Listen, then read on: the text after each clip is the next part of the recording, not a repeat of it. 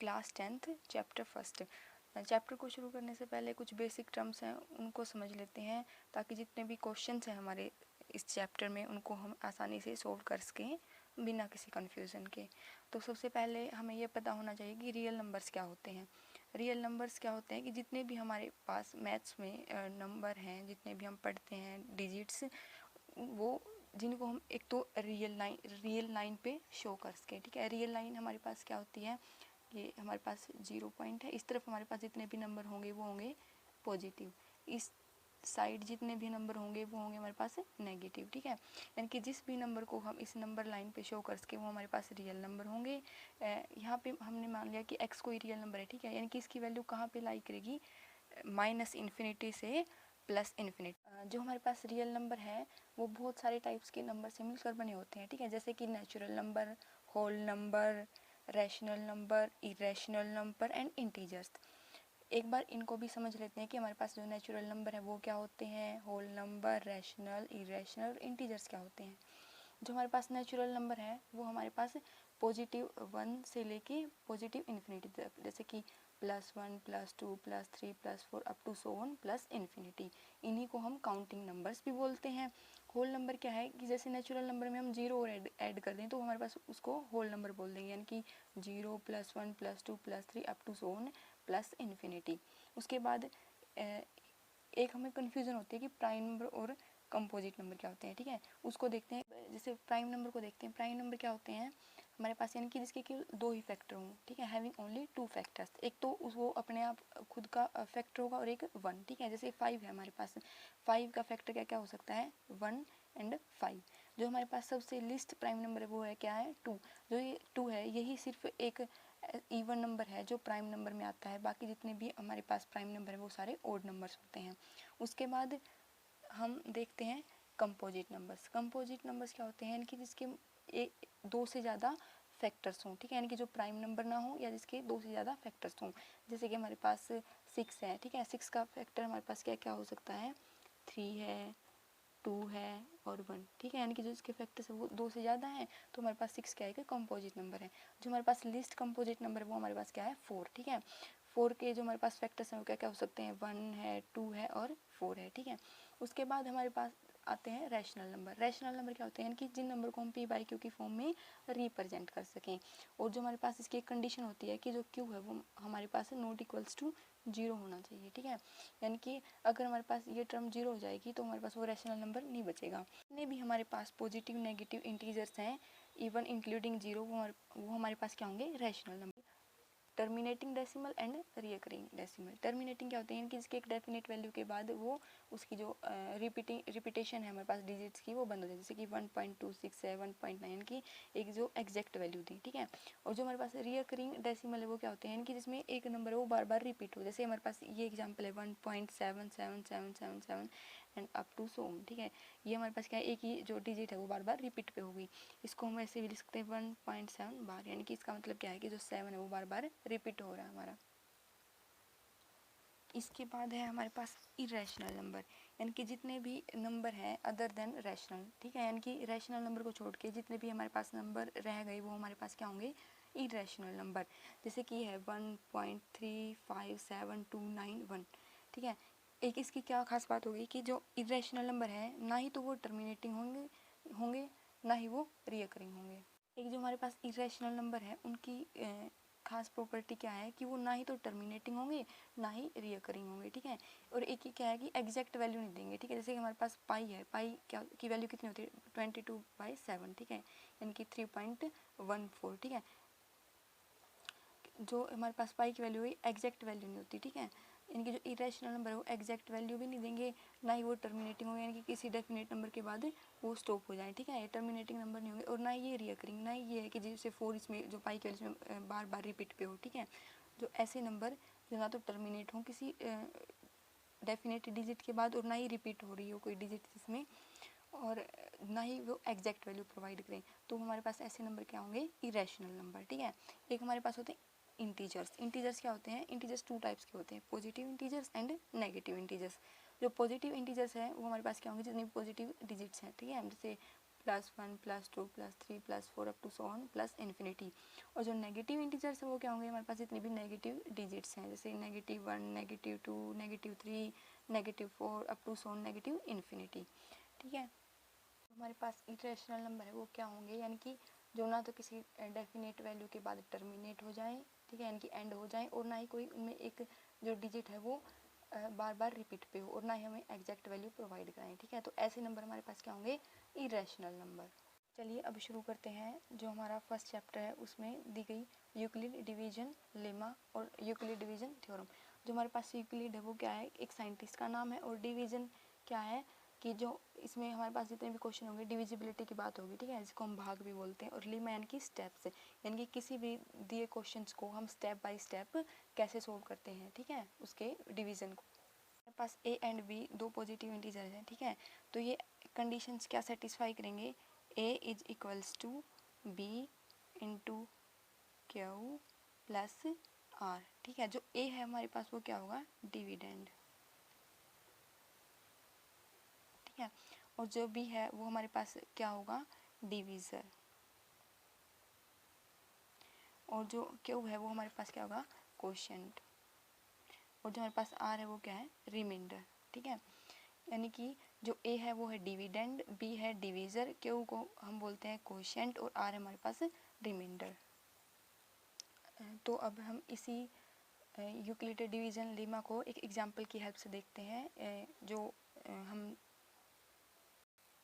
तो इसके लिए हम एक्सरसाइज 1.1 का फर्स्ट क्वेश्चन देखते हैं। ठीक है, इसमें क्या दे रखा है हमारे पास, 2 डिजिट्स दे रखे हैं, पॉजिटिव डिजिट्स 135 एंड 225। तो क्वेश्चन सोल्व करने में अब इसमें एक प्रॉब्लम क्या आ सकती है कि आप ये कैसे डिसाइड करेंगे कि इसको ए लें या इसको बी लें। ठीक है, तो जो हमारे पास लार्जेस्ट नंबर होगा उसको हम लेंगे डिविडेंड, और जो हमारे पास दोनों में से स्मॉल नंबर होगा उसको हम क्या लेंगे, एज ए डिवीज़र। ठीक है, तो इसके लिए हमारे पास ए की वैल्यू कितनी है, 225, और जो बी की वैल्यू है 135। ठीक है, तो अब इसमें हम रखते हैं जो हमारे पास मेथड है यूक्लिड डिवीजन लेमा के लिए, 135। ठीक है, अब इसको हम जैसे एक बार नॉर्मली देखते हैं, जैसे हम सिंपली डिवीज़न करते हैं तो हम क्या रखते हैं, डिवीज़र और डिविडेंड। ठीक है, अब इसको हम सिंपली डिवाइड करके देखते हैं। ठीक है, तो फर्स्टली क्या करेंगे, 135 बन जा 135। ठीक है, तो हमारे पास कितना रिमाइंडर है, 90। इसके बाद हम क्या करेंगे, हमारे पास रिमाइंडर है लेकिन क्या ये स्मॉल है एज कंपेयर टू डिवीज़र। ठीक है, तो हम क्या करेंगे, जो हमारे पास अब डिवीज़र है वो हमारे पास क्या हो जाएगा, डिविडेंड, इनकी 135। ठीक है, अब हम इसको फर्दर डिवाइड करेंगे, तो फर्दर डिवाइड करेंगे तो 90 1 जा 90, हमारे पास कितना रिमाइंडर है, 45। ठीक है, अब जो हमारे पास 45 है, ये हम कब तक डिवीजन करते जाएंगे, तब तक कि हमारे पास रिमाइंडर है वो 0 ना हो जाए। ठीक है, तो अब हमारे पास जो 90 डिवीजर था वो हमारे पास क्या हो जाएगा, डिविडेंड। अब 45 टू ज़ा 90, 45 टू ज़ा 90। ठीक है, तो हमारे पास रिमाइंडर कितना हो गया, 0। जो हमारे पास लास्ट स्टेप है, ठीक है, ये वाला जो हम इसमें लास्ट स्टेप में जो हमारे पास डिवीज़र होगा वही हमारा HCF होगा। ठीक है, यानी कि क्या बोल सकते हैं, जो हमारे पास यूक्लिड डिवीजन लेमा है, ये थ्योरम किस लिए यूज़ करते हैं हम, ताकि दिए गए दो पॉजिटिव इंटीजर्स का HCF कैलकुलेट कर सकें। ठीक है, तो हम इसको कैसे लिख सकते हैं, 225 इज इक्वल्स टू 135, इसको मल्टीप्लाई किया हमने 1 से, और रिमाइंडर क्या है हमारा 90। जो हमारे पास अब डिवीजर था वो हमारे पास क्या हो जाएगा, डिविडेंड, यानी कि 135 इज इक्वल्स टू 90। ठीक है, अब हमने 90 को कितने से मल्टीप्लाई किया कि 135 के नियर अबाउट हो, तो 1 से, और जो हमारे पास रिमाइंडर है वो कितना हुआ, 45। अब ऐसे ही नेक्स्ट स्टेप में क्या होगा, जो हमारे पास डिवीज़र था वो क्या हो जाएगा, डिविडेंड, यानी कि 90 इज इक्वल्स टू 45। अब हमने 45 को कितने से मल्टीप्लाई किया था, 2 से, तो हमारे पास कितना आया था, 90, और रिमाइंडर कितना था, 0। तो हमारे पास जो इसमें लास्ट स्टेप में डिवीज़र होगा वही हमारे पास क्या होगा, HCF। तो क्या बोल सकते हैं, HCF of 135 and 225 is equals to 45। ठीक है, और जो ये हमारे पास क्वेश्चन है वो ज़रूरी नहीं कि 3 स्टेप में ये हो सकता है वो 7 स्टेप भी ले लिया, हो सकता है सिंपली 2 स्टेप में भी सोल्व हो जाए, ठीक है। इसके लिए अब हम देखते हैं नेक्स्ट क्वेश्चन। अब इसमें हमें कैसे सिलेक्ट करना है कि हमारे पास डिविज़र क्या है, डिविडेंड क्या है। जैसे कि हमने लास्ट वाले क्वेश्चन में क्या था, वैसे ही जो हमारे पास लार्जेस्ट नंबर होगा, अब हमारे पास क्या है, इसमें भी यही प्रॉब्लम आएगी कि इनमें से डिविज़र क्या होगा, डिविडेंड क्या होगा, ठीक है। यानी कि जो हमारे पास लार्जेस्ट नंबर होगा, जैसे हमने लास्ट क्वेश्चन में किया था, वो हमारे पास क्या होगा, डिविडेंड यानी कि ए, और जो इनमें से स्मॉल नंबर होगा वो हमारे पास क्या होगा, डिविज़र यानी कि बी, ठीक है। तो हम इस क्वेश्चन को सोल्व करते हैं with the help of Euclid division lemma, ठीक है। तो वही सेम मेथड अप्लाई करेंगे, A is equals to B into Q plus R, यानी कि रिमाइंडर है जो हमारे पास। तो ये क्या है, 38220 इज इक्वल्स टू 196, ठीक है। यानी कि अब हम इसको कितने से मल्टीप्लाई करें कि हमारे पास जो रिमाइंडर है वो कम से कम आए, ठीक है। तो इसके लिए हम सिंपली देखते हैं एक बार हमारा डिवीज़न की थ्रू, सिंपली डिवीज़न, ये हमारे पास 38220, यानी कि क्या हमारे पास ये डिविडेंड, और डिविज़र क्या है हमारे पास 196, ठीक है। तो सबसे पहले हम क्या करेंगे, इसमें ये 3 डिजिट्स देखेंगे, ठीक है, और हम इसको डिवाइड करेंगे। तो 196 1 जा 196, ठीक है। तो हमारे पास यहाँ से रिमाइंडर कितना आया, 186, ठीक है। तो उसके बाद हम क्या करेंगे, जो हमारे पास 2 है इसको यहाँ लेके आएंगे, ठीक है। तो इसको फिर से डिवाइड करेंगे, ठीक है। तो हमारे पास जो 196 है इसको डिवाइड करेंगे तो कितने पे जाएगी हमारे पास, जो कितने से मल्टीप्लाई करें, 9 से, ठीक है। तो 9 से मल्टीप्लाई किया हमारे पास कितना आ गया, 1764, ठीक है। अब इसको इसमें से क्या करेंगे, सबट्रैक्ट। तो इसमें से हमारे पास रिमाइंडर है वो कितना आया, 98, ठीक है। अब इसमें से 0, ठीक है। तो इसके बाद हम क्या करेंगे, यहाँ से 0 के नीचे लेके आएंगे, ठीक है। अब इसको कितने से मल्टीप्लाई करें कि हमारे पास जो मल्टीप्लाई है वो नियर अबाउट 980 क्या है, ठीक है। तो इसको हम मल्टीप्लाई कर देते हैं 5 से, तो हमारे पास कितना हो गया, 980। तो रिमाइंडर कितना हो गया, 0, ठीक है। तो हम यहाँ पे जो हमारे पास यूक्लिड डिवीज़न लेमा था उसमें क्या लिख सकते हैं, 196 मल्टीप्लाई बाय 195 इजिकल्स टू 0, ठीक है।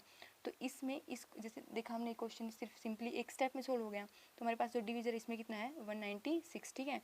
तो अगर हम यहाँ से कैलकुलेट करें HCF ऑफ 38220 एंड 196 इज 196, ठीक है। अब देखते हैं नेक्स्ट क्वेश्चन।